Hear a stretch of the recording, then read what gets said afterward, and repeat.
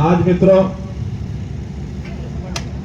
भिवानी लोकसभा की हल्का तोशाम की चुनावी रैली कैरो का ये स्थान मुझे भी बड़ी खुशी हुई कि अपने इस कार्यकाल में तीसरी बार कैरो जाना हो रहा है। और मैं शायद एक इस प्रकार के छोटे कस्बे में हरियाणा में 3 बार मुझे कोई याद होगा, शायद किसी और जगह गया नहीं हूं, केवल कैरो का रिकॉर्ड बना है कि आज मैं तीसरी बार यहाँ आया। मित्रों, मंच पर विराजमान चौधरी धर्मवीर जी जो अभी भी सांसद हैं और आपके ऐसे इरादे बता रहे हैं कि अगली बार इनको सांसद बिना मानो को नहीं, सांसद बनाओगे ना, सांसद बनाए बिना हम बिल्कुल भी न मानने। अच्छी बात है, हरियाणा सरकार में हमारे मंत्री जो अभी तक कृषि मंत्री थे, किसानी खेती बहुत जरूरी है, लेकिन इससे जरूरी भी सरकार का खजाना होता है। तो अभी ये खजाने के मंत्री बने, चाबी इनके पास दे दी है, हरियाणा को जैसा चलाना चाहे वैसे चलाए। इसलिए भाइयों बहनों, बहुत ही हमारे जुझारू नौजवान साथी पार्टी के जिला अध्यक्ष भाई मुकेश गौड़ जी, और जो आपके इस इलाके में गांव-गांव में आपकी सेवा कर रहे हैं, और जब भी मैं इनको मिला हूं 2, 4, 10 काम तो इन्होंने ऐसे बताए, मुझे भी करता है कि ये काम ऐसे बता रहे जरूर होने चाहिए।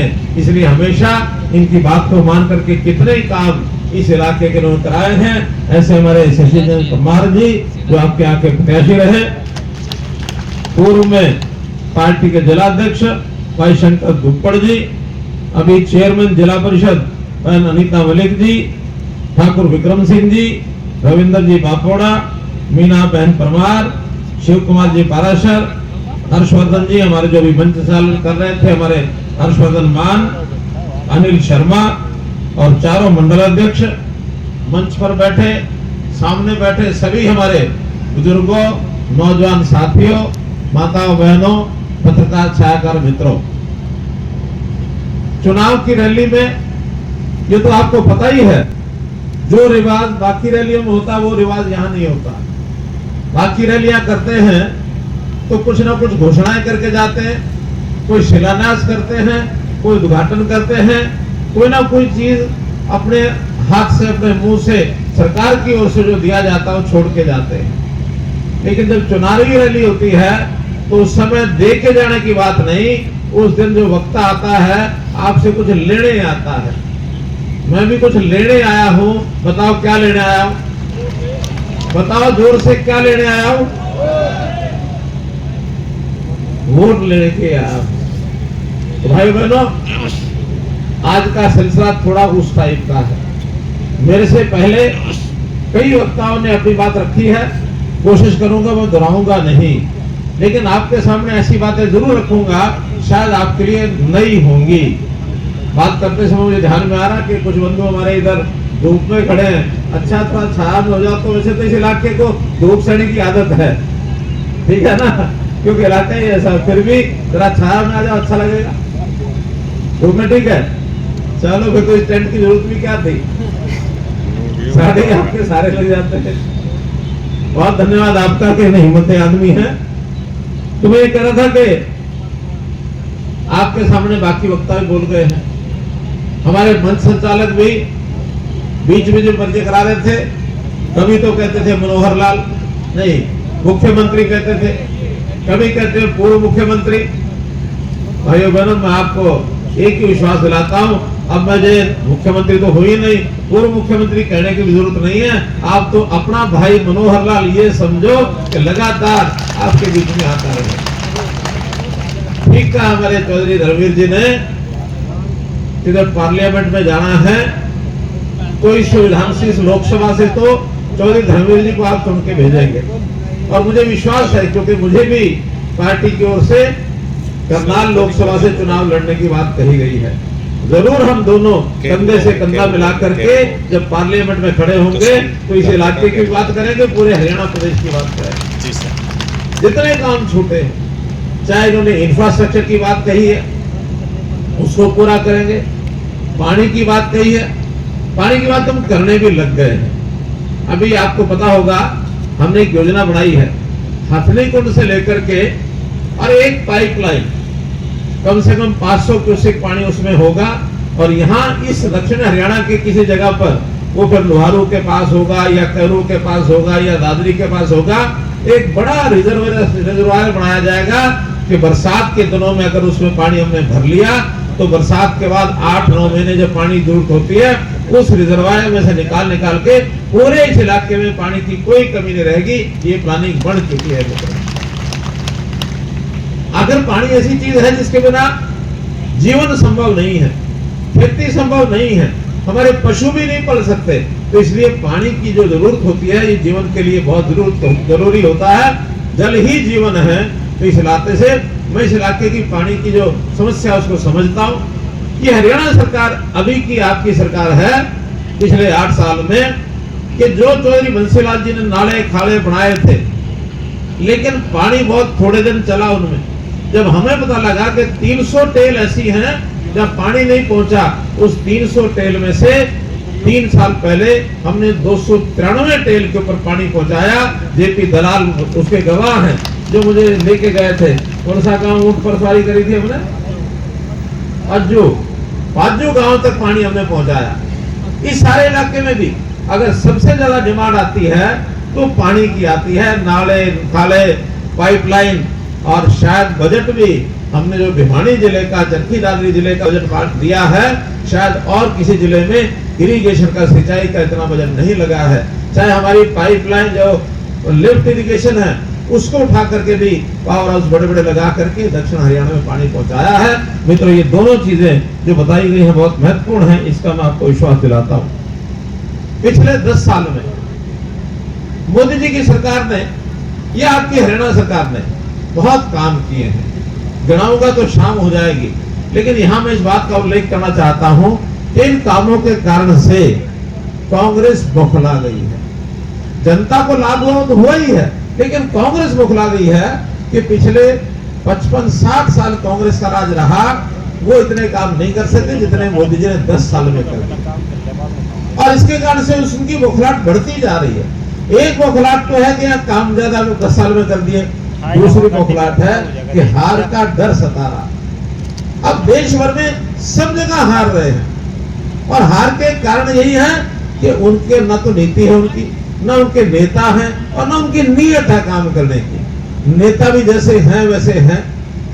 मोदी जी का मुकाबला उनके यहाँ कोई भी नहीं कर सकता, और जिसको उन्होंने मोदी के सामने उतारा है उनके बारे में तो मैं मजेदार बात सब जगह कहता हूँ, बड़ा मजा भी आ रहा सबको। मुझे पूछते हैं कि हरियाणा देश में अगर ये 400 सीट का नारा पार होता है और सीटें पार होती हैं, आप किसको ज्यादा श्रेय दोगे? मैंने कहा स्वाभाविक है, नरेंद्र मोदी को श्रेय जाएगा। देश के हमारे सर्वोच्च नेता है, सारे देश में घूमते हैं और हर किसी को प्रभावित करते हैं, काम बहुत किए। अच्छा, उसके बाद दूसरा देना हो तो किसको देंगे? फिर मैं थोड़ा सा इस ढंग से कहता हूं कि अगर मुझे दूसरा श्रेय किसी को देना पड़े तो वो मैं दूंगा राहुल गांधी को। कि जितना राहुल गांधी जिस प्रकार से घूम रहे हैं, जैसा बोल रहे हैं, जैसे उनके संस्कार हैं, जैसी वाणी भाषा है, उसमें से भाजपा को फायदा बहुत होता है। वो कहते हैं कि एक गांव में एक नौजवान अपनी बुढ़िया माँ से कहता है कि माँ, गांव का नंबरदार बहुत बूढ़ा हो लिया, 95 साल का हो लिया। अब आदमी का भरोसा नहीं होता, 95 साल बाद पता नहीं कब लंबा हो जाए। अगर ये मर गया तो कौन बनेगा? तो बोले उसका बड़ा बेटा वो बनेगा। कि वहां बड़ा बेटा भी तो 75 साल का हो रहा है, और वो भी शराब पीवे से शाम मेरा कब लुट गया, तो फिर कौन बनेगा? कि फिर उसका जो छोटा भाई बड़ा है वो बनेगा। तो छोटा भाई तो रोज बिहाड़ी जाए, रोज मोटरसाइकिल पे आवे जावे, 4 चक्कर काटे, अगर कभी एक्सीडेंट हो गया और मर गया तो फिर कौन बनेगा? माँ समझ गई, माँ बोली सारा गांव मर जाए तो नहीं बनेगा। तो राहुल गांधी का तो ये हो रही है।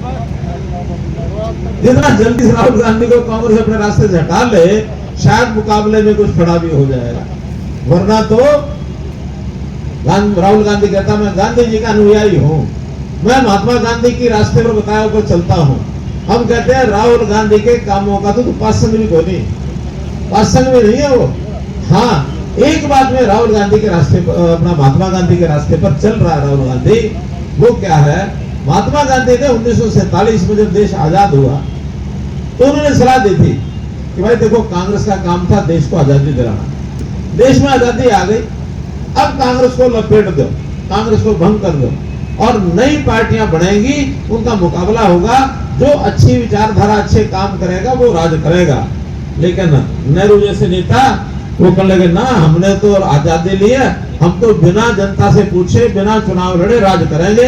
और सन 47 में देश आजाद होते ही सबसे पहला प्रधानमंत्री बिना इलेक्शन लड़े जवाहरलाल नेहरू बन गया।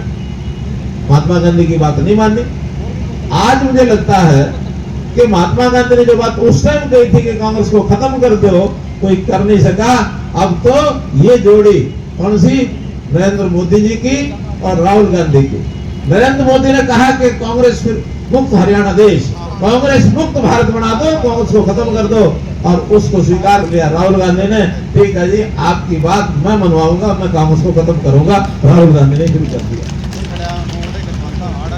उसको हिसाब किताब नहीं लगाना आता, उसको बोलना नहीं आता, उसको देश का ज्ञान नहीं है, पश्चिमी सभ्यता में पड़ा हुआ है।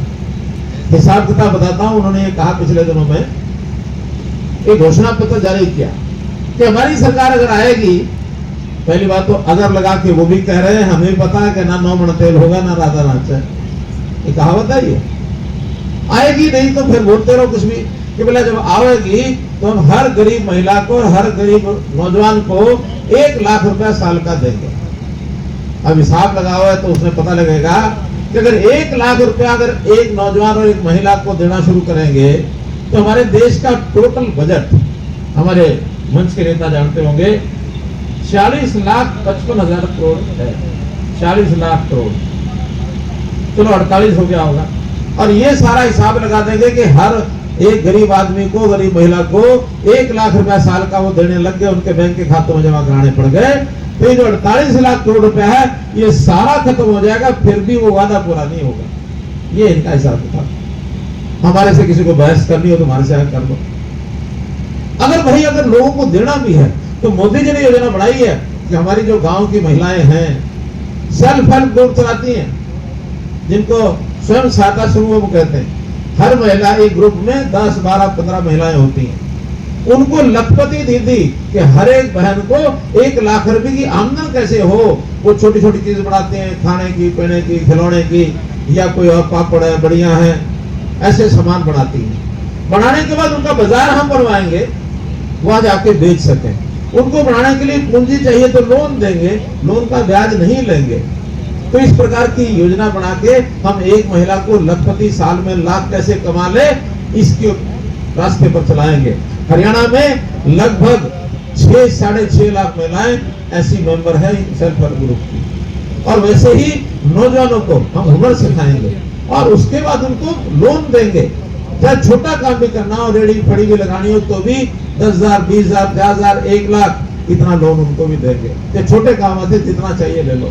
बड़ा काम करना है तो पहले 10 लाख रुपया मुद्रा स्कीम में था, अब उसको 20 लाख करने जा रहे हैं। घोषणा हमारे जो संकल्प पत्र आया है उसमें 20 लाख रुपए की घोषणा कर दी है। हम उनको पैसा देके, पूंजी देके काम कराएंगे, उसमें कमाई करेंगे। अब कमा के खाना या मुफ्त का खाना, कौन सी बात ठीक है बताओ भाई, कौन सी बात ठीक है? जोर से बोलो। कमा के खाना। आम आदमी गांव में भी जब किसी से बहस हो जाती है ना और थोड़ा लड़ाई करने का मन करे तो बताओ क्या कहता है? अरे तेरे बाप का दिया नहीं खांगा, अपना खाओ, कहता ना, कहता ना वो कि मैं अपने घर का खाऊं, तेरा दिया नहीं खाता। अर्थात उसके मन में एक गैरत होती है, एक स्वाभिमान होता है, मेरा मेरा है तो मुफ्त क्या देगा। तो मुफ्त के देने वास्ते सब लोग आ जाते हैं कि मुफ्त का खा लो। तो मित्रों, बातें बहुत हैं कहने की, लेकिन ये झूठ के रास्ते पर चल पड़े हैं कांग्रेस के लोग और समझते हैं कि शायद गांव का आदमी है, अनपढ़ होगा, किसान होगा, मजदूर होगा, ये हमारी बात को समझता नहीं है। सब समझते हैं। आप आज सब समझते हैं कि मोदी जी ने देश का जो स्थान दुनिया में बना दिया, दुनिया के लोग आज प्रशंसा करते हैं भारत की। भारत देश ऊपर से नीचे 200 देशों में से नीचे की लाइन में मिलता था। आज भारत देश विश्व की जो दुनिया की 5 बड़ी शक्तियां हैं, उनके अंदर शामिल है 5 बड़ी शक्तियों। आज दुनिया में किसी को तकलीफ होती है, वो देखता मोदी जी की तरफ, मोदी जी की क्या सलाह हमारी तकलीफ को दूर करने में। यूक्रेन की रशिया की लड़ाई, खूब लड़ाई हो गई, मोदी जी ने एक दिन फोन उठाया, दोनों राष्ट्रपतियों का 24 घंटे के लिए आप जो युद्ध विराम करो, और नहीं करोगे तो फिर हम देख लेंगे। उन्होंने कहा क्या बात क्यों कराते हो, हमारे देश के 20-25 हजार बच्चे वहां फंसे हुए, हमने निकाल के लाने हैं। तुरंत उन्होंने 24 घंटे युद्ध विराम का ऐलान किया, और हम अपने 20-22 हजार बच्चों को निकाल के लाए कि नहीं लाए। दुनिया में ताकत बन गई है। अपने देश में गरीब की सहायता के लिए हर काम, मकान दे दिया, मकान में यानी गैस का चूल्हा दे दिया, पानी की पाइपलाइन दे दी, बल्ब दे दिया, और साथ में ये कह दिया घर में कोई बीमार हो तो उसके इलाज के लिए परिवार का 5 लाख रुपए का बीमा करा दिया। मित्रों, बहुत काम किए हैं, देश ने भी किए हैं, प्रदेश ने भी किए हैं। प्रदेश में नौकरियां बिकती थी, कोई नौजवान नौकरी लेने के लिए जाता था, अपने बापू को कहता था बापू एक किला बेच दे, माँ को कहता था अपनी टूम बेच दे, अपना कि मेरा कोई गहना है बेच के मुझे पैसे चाहिए, मैं नौकरी के लिए रिश्वत दे के आनी हूँ। आज कोई पैसा मांगता है नौकरी का किसी से? बोलो, मांगता कोई? नहीं मांगता। बिना पर्ची बिना खर्ची हर गांव में नौकरी लगी है।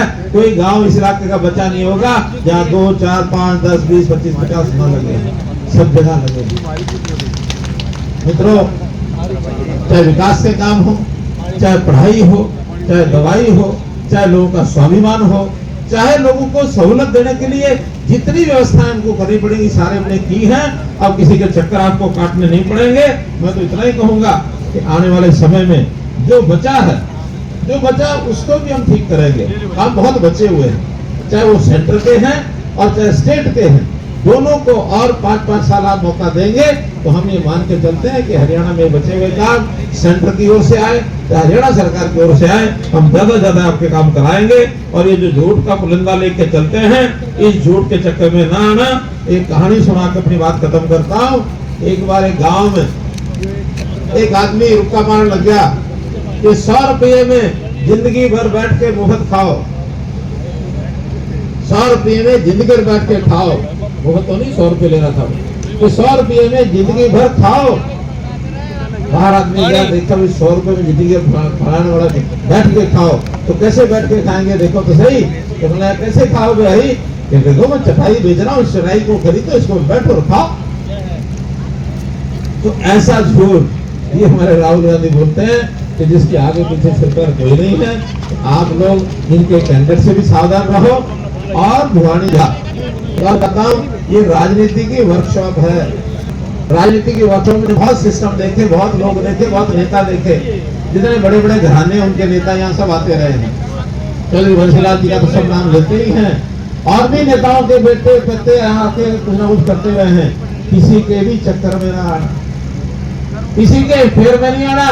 हम अपने चौधरी धर्मवीर सिंह जी को, जिनको पिछली बार हमने लोकसभा में जिताया था, और पिछली बार और उससे पिछली बार भी दोनों बार चौधरी धर्मवीर जी को हमने जिताया। तीसरी बार फिर से, जैसे मोदी जी को देश में प्रधानमंत्री तीसरी बार बनाने के लिए सब तैयार हैं, हम भी चौधरी धर्मवीर जी को पूरे इस इलाके में एक बात कह के, मुझे याद आती बीच में, आज एक बहुत बड़ा विषय हमारे जेपी दलाल जी ने छेड़ दिया। अब वो पता नहीं आप क्या समझे क्या नहीं समझे, हमको देंगे चैलेंज दिया उन्होंने। क्या? लोहारू जो है तो शाम से 1000 वोट ज्यादा रहेगा। अब ये चैलेंज है आपके लिए, लोहारू ज्यादा रखना है तो शाम ज्यादा रखना है 10। तो भाई इनकी बात चैलेंज है, पासा फेंक दिया इन्होंने, ठीक है। वैसे तो ये एक पासा चौधरी धर्मवीर जी ने फेंका था, इन्होंने फेंका था क्या? हाँ, इन्होंने कहा था करनाल से ज्यादा वोट लेंगे। मैंने देखो खेल के नियमों के खिलाफ बोल रहे हो, कैसे? कि भाई करनाल से अगर ज्यादा वोट लेंगे तो मुझे अपील के लिए क्यों बुलाया यहाँ पे? अब पार्टी का धर्म में वोट तो मांगूंगा। उस दिन ये मेरे से तो विड्रा कर गए, ना करनाल को आगे रहने दो। मैंने भी कह दिया कोई बात नहीं, हमारे साथी हैं और मैं 2 बार के पहले सांसद हैं, मैं तो पहली बार बढ़ूंगा, इसलिए करनाल से ज्यादा आप ले लेना, मैं थोड़ी सहायता कर दूंगा, इसलिए करनाल से ज्यादा भिवाड़ी के करा दूंगा। मेरे जितना बस चलेगा मैं क्लिक कर दूंगा। इसलिए भाइयों अब ये फैसला आपने करना है कि करनाल से भी ऊपर रखना है भिवानी को और तोशाम को लोहारू से आगे रखना। रख लोगे? बिल्कुल रख लोगे। बहुत बहुत धन्यवाद, बहुत बहुत आभार। कोशिश करोगे भाई? हाँ कर ले।